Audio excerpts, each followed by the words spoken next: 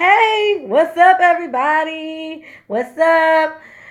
Just wanted to come in and just say, hey, I missed you guys. And wanted to do something special. Wanted to just say, hey, in real time. Wanted to talk about these real housewives of Atlanta, hunty. Okay, I'm going to give you guys a few minutes to get in here before I get started.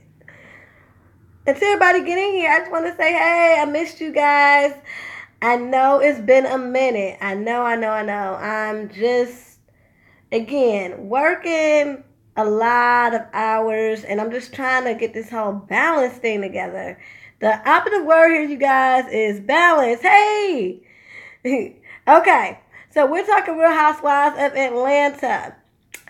And again, thanks for joining me. I'm back, y'all. Shout out to Queen Bianca Brooks. She reached out to me and was like, Buzzworthy TV, we miss you. You got to get back on YouTube. So I think I'm going to be doing more lives instead of just uploading videos. Just it's easier for me.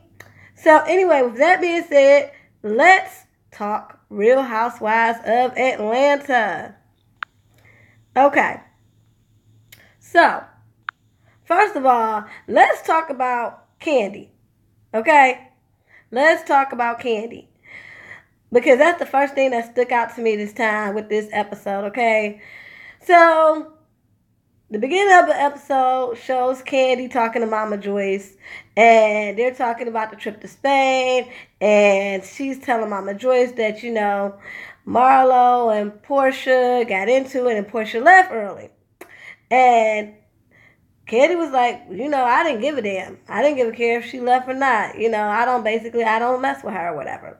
And Mama Joyce was even like, well, I want to let you know you might be mad, but I met with her and I just feel like she was taken advantage of by the best of the best.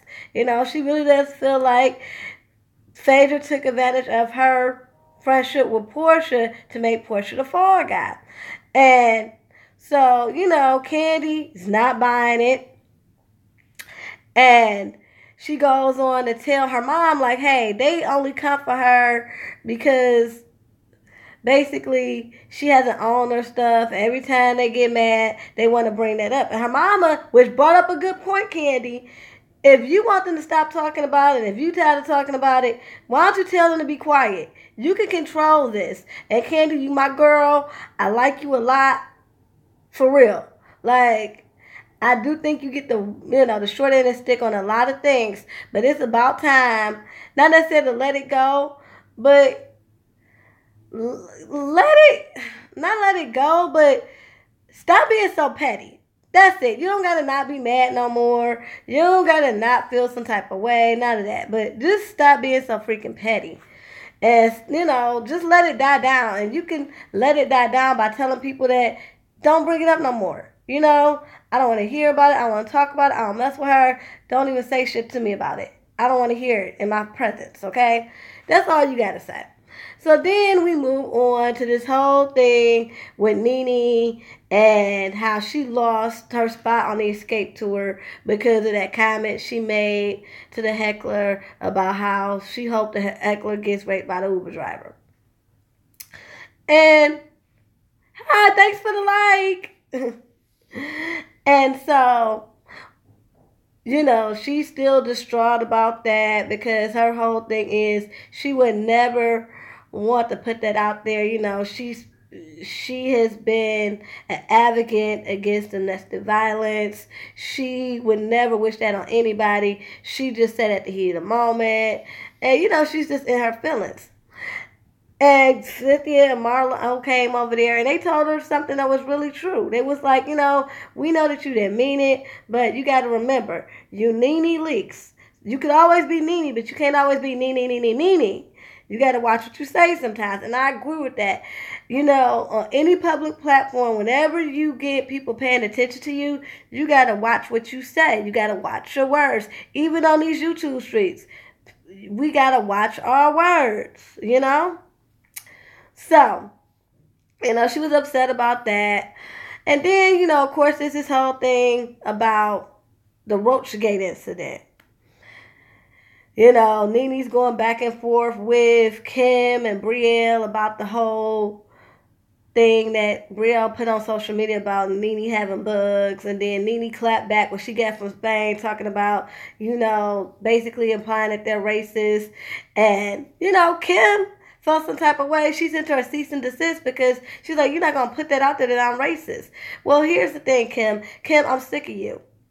Okay, you might not be racist, but you know that you say some very problematic things, okay? So stop acting like you're just so innocent and there's not a racist bone in my body, I don't see color, and all that.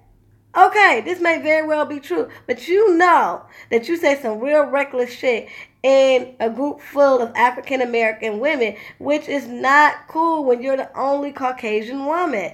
I mean, I don't see color either, but I'm not ignorant to the fact that, racism and prejudice and all that exist. Okay? And certain things that I can't say in a company full of your, in a company full of your race, same thing you can't say in a company full of my race. So, yeah. So, I just don't understand how Kim doesn't see the problem with that. But let's get to this whole thing with Sheree and Kim's little discussion that they had when Kim went to Sheree's house. I need some feedback. What did y'all think about that? I am sick. Sheree's getting on my nerves. Like I said on Instagram, and if y'all want to follow me on Instagram, I'm BuzzworthyTV _ on Instagram. Like I said on Instagram, Sheree, what the hell happened? You went from your tagline being, I like things elegant and sophisticated, like me, to, sitting around here rocking sweatsuits and taking collect calls from your prison babe. Bitch, what the fuck happened to you being bougie? I'm just trying to figure this out. And I don't know what happened to you. I'm just trying to figure this out. And then you just want to just agree with everything Kim says. Like, you get in front of Kim and just want to change up. Hey, how are you? Thank you. Thank you, Tamara. You say I look beautiful? Girl, I got on my workout clothes. Thank you. So, anyway.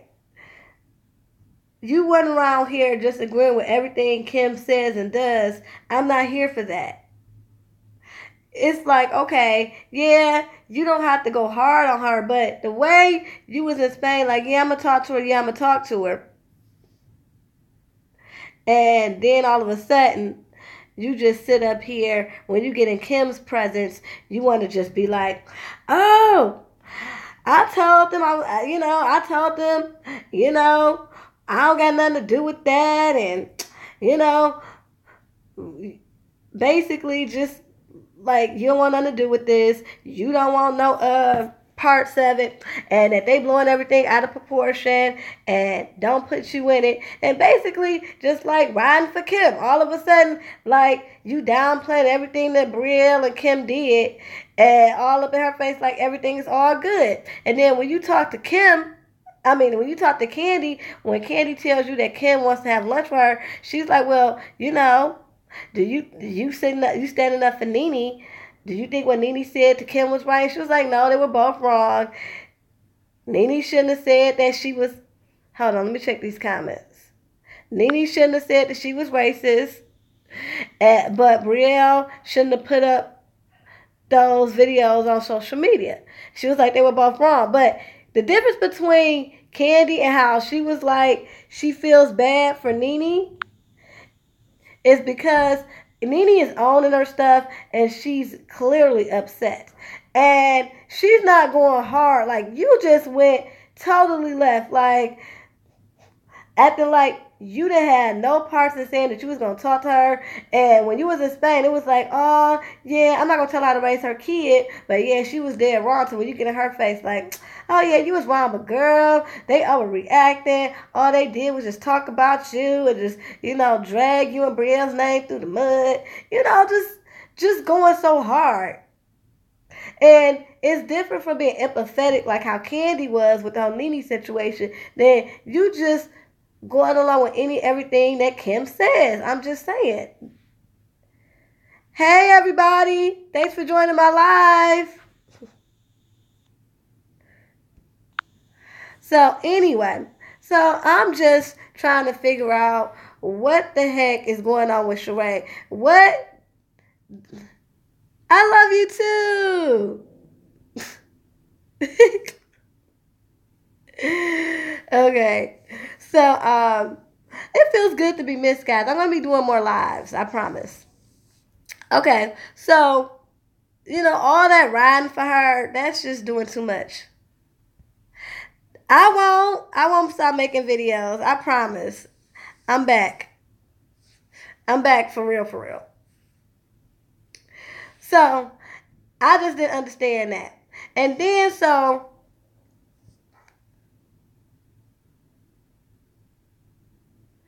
thank you. Yeah, I know I've been gone a while. I just been working. I just been working a lot.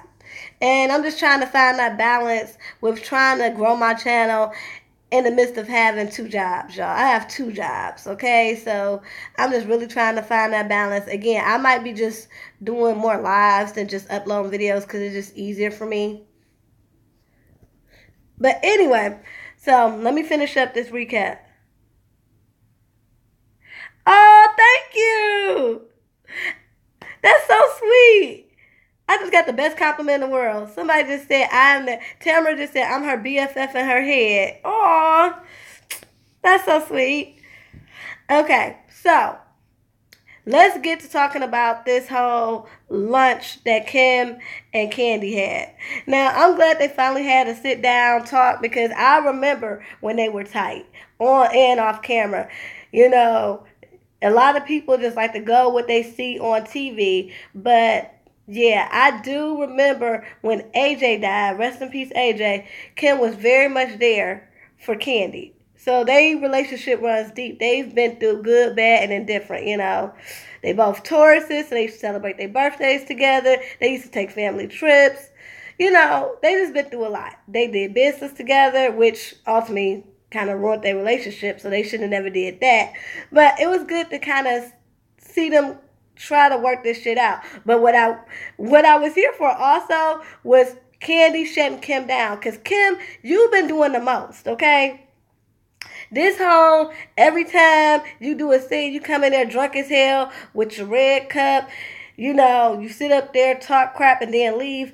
That junk is dead and stinking, okay? It's very tired. So I'm so glad Candy called you out on it because didn't nobody else want to say nothing.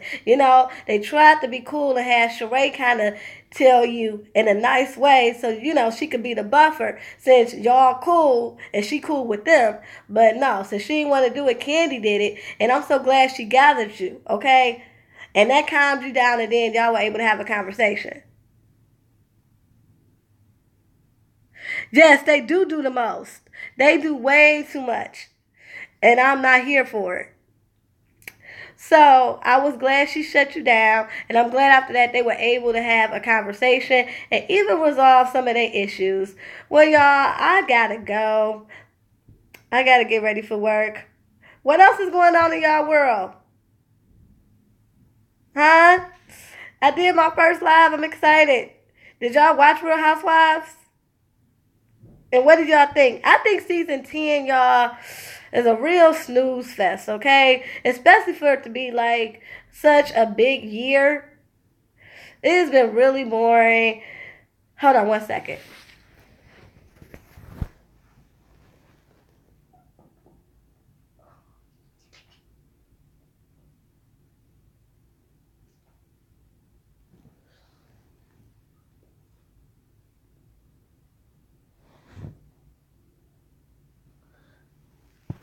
Okay, y'all, I'm back.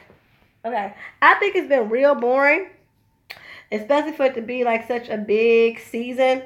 And I miss Phaedra. I'd rather have Phaedra than Kim Zolciak any day, okay? Because even though she was messy, her shade was iconic.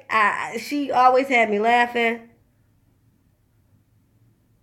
Yeah, I could keep, yeah. I'll be in and out too. I know, it's hard to keep up. I'll be in and out too. Everybody's telling me I need to catch up with Married to Medicine because they saying that's been like the ish this year. But even Escape Show still kicking it. They first episodes was better than Real Housewives first 4 episodes. To me, I was here for that. Shoot, they need a second season. But anyway, so I'm bored with that. I miss my shade queen Phaedra. Kenya, she was a troublemaker in the beginning, and she still have her moments, but I miss her too.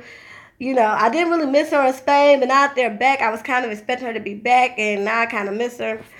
So, yeah, y'all, I don't have much more to say about Real Housewives because, again, we all in agreement. It's boring. It's a snooze fest. It's giving us nothing. You know, we found other stuff that was better. Married to Medicine, shit, still kicking it. Now only lasted again 4 episodes. So anyway, y'all, I'm gonna get ready for work. I just wanted to do something special and just reach out to y'all in real time and just tell y'all that I appreciate y'all. Thank y'all for y'all support. Whew. And I will talk to y'all later. Bye. Oh, and don't forget, peace and love.